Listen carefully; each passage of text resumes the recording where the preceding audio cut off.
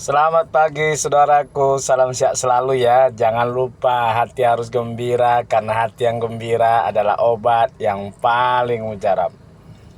Pagi hari ini saya ingin membahas tentang keberanian seorang pemimpin di Indonesia ini.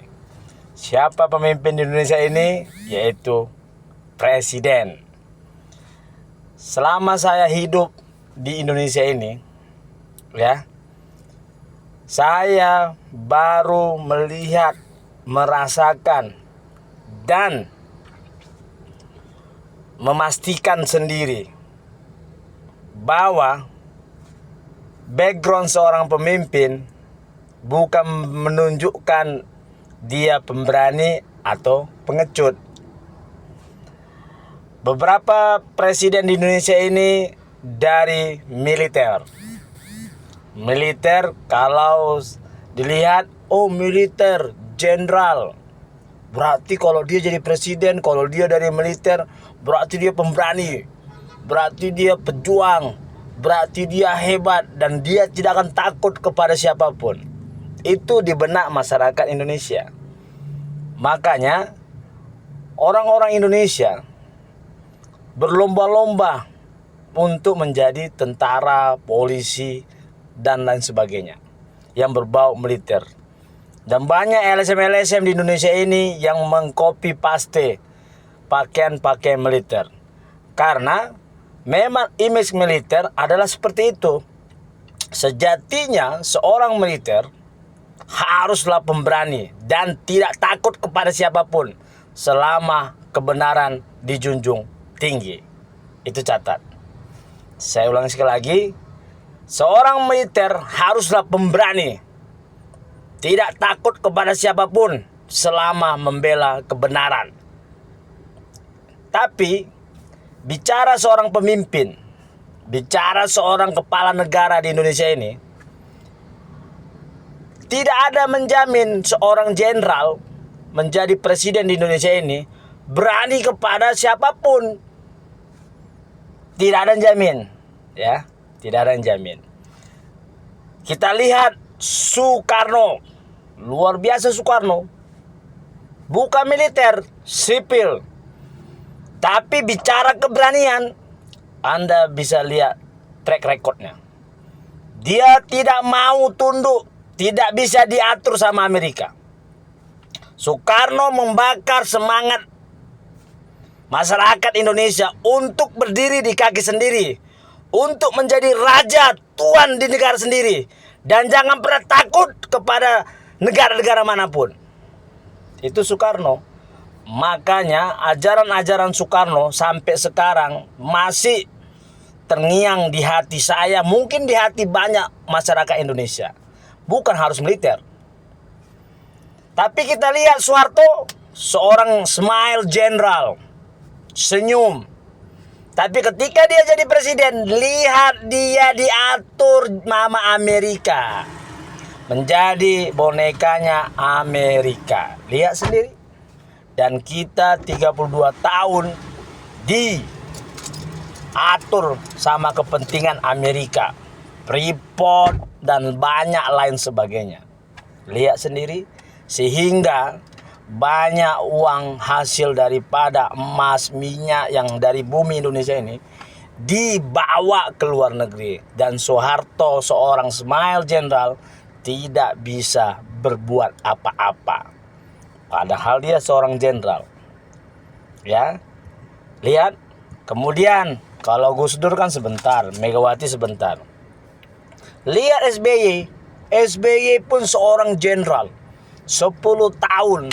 Tapi dia pun tidak berani apa-apa, mengusir, mengambil saham Freeport, mengambil Chevron dan lain sebagainya. Takut juga SBY sama Amerika dan kawan-kawannya. SBY tidak berani melawan kepentingan asing di negara ini. SBY lebih main untuk selamat, lebih rela mengorbankan kepentingan masyarakat banyak Indonesia demi kedudukannya. Sehingga pembangunan pada masa SBY tidak sampai ke Papua, NTT, dan wilayah saya Sumatera Utara. SBY lebih main aman dan lebih bermain safety demi jabatannya dan demi partainya. Mungkin selama 10 tahun tidak ada apa-apa. Tapi kalian lihat seorang anak tukang kayu, ya, anak tukang kayu, kurus, sipil, ya. Tapi apa yang dibuat oleh Jokowi, lihat sendiri. Saya tidak banyak cakap. Lihat sendiri, Jokowi ini bukan siapa-siapa, keluarganya pun bukan siapa-siapa. Dia hanya seorang tukang kayu, tetapi mental dan keberaniannya melebihi daripada jenderal-jenderal presiden yang ada di Indonesia ini. Dia berani melawan WTO, dia berani melawan Amerika, kepentingan Amerika, dan dia berani untuk itu. Ya, dia berani, dia memaksa Freeport agar menjual sahamnya biar dimiliki oleh pemerintah Indonesia. Dan lihat sendiri, dia memaksa hilirisasi. Dan itu harus kita akuin. Artinya, tidak ada jaminan seorang pimpinan jenderal bisa tunduk atau melawan daripada kepentingan asing. Sekarang Prabowo yang banyak dielukan, macam Asia lah dan lain sebagainya lah, Kopassus lah dan lain sebagainya. Dan di lingkaran dia itu, menteri luar negeri dia itu ada dari Kopassus, dan sekskapnya itu banyak yang militer. Tapi lihat apa yang terjadi. Dia takut sama Malaysia. Dia berkongsi bersama untuk masalah minyak di Ambalat. Kongsi sama mengelola. Takut, ya, takut. Nggak perlu takut sama Malaysia. Kalau memang itu wilayah kita, memang masuk wilayah kita, ngapain kita berkongsi sama dalam pengelola minyak ke Malaysia? Emangnya Malaysia apa rupanya? Jangan kita dijengkali kedaulatan kita. Kalau Blok Ambalat itu memang status hukumnya memang selama ini milik Indonesia. Itu jangan kongsi sama. Kalau kongsi sama berarti kita ada takut sama Malaysia. Bila perlu kau usah dulu kelola. Ya. Kalau bila perlu tunjukkan taring seperti yang dilakukan oleh Bapak Jokowi. Kerahkan semua pasukan di situ. Ya. Enggak apa-apa, tes nyali dulu. Jangan kita digertak Malaysia. Itu Malaysia kemarin Anwar Ibrahim di parlemennya mengatakan 2 opsi, perang atau negosiasi. Kita minta dia bicara perang di parlemennya. Kita minta ayo perang kalau bisa. Jangan, ini masalah kedaulatan dan harga diri bangsa. Itu kalau memang masuk wilayah Indonesia, jangan pernah berbagi kongsi. Lumayan uangnya untuk membangun daerah pinggiran di Papua, di NTT dan lain sebagainya. Mainkan, lihat tuh Thailand sama Kamboja, tes sekali. Ya, kalau Malaysia memaksa, tes masuk terus. Kau usah takut, karena kita ini adalah bangsa pejuang, bangsa besar, dan sejarah mencatat bahwa kita memang orang besar. Ya, jadi Bapak Prabowo jangan berbagi kongsi. Kalau memang itu wilayah Indonesia dan selama ini diduduki Indonesia, gas. Kita tidak suka direndahkan, tapi kita tidak suka juga, ya.